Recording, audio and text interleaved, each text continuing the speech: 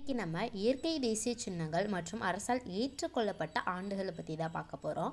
1950 ஆலமரம் இயற்கை தேசிய சின்னமாக ஏற்றுக்கொள்ளப்பட்டது. இது பெருமையின் சின்னம், மருத்துவ குணம் அதிகமாக கொண்டுள்ளது. அடுத்து 1950 மாம்பழம் தேசிய சின்னமாக ஏற்றுக்கொள்ளப்பட்டது. இதில் வைட்டமின் ஏ, சி, டி அதிகளவில் காணப்படுது. 1950 தாமரையும் தேசிய சின்னமாக ஏற்றுக்கொள்ளப்பட்டது. இது சேற்று நீரில் வளரும் அழகான மலர். அடுத்து 1963 மயில் தேசிய சின்னமாக ஏற்றுக்கொள்ளப்பட்டது. இந்தியாவை தாயமாக கொண்டது, தொகையை கொண்ட பறவை.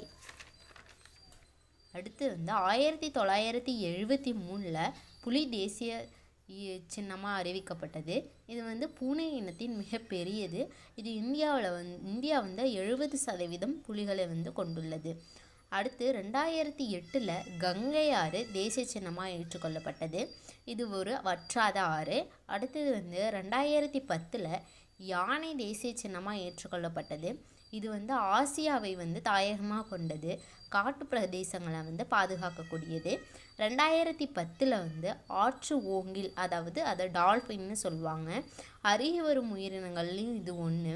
2012 லாக்டோபேசிலஸ் சின்னமாக ஏற்றுக்கொள்ளப்பட்டது. இது ஒரு தோழமை பாக்டீரியா குழுவின் முக்கிய பங்கு வகிக்கிறது.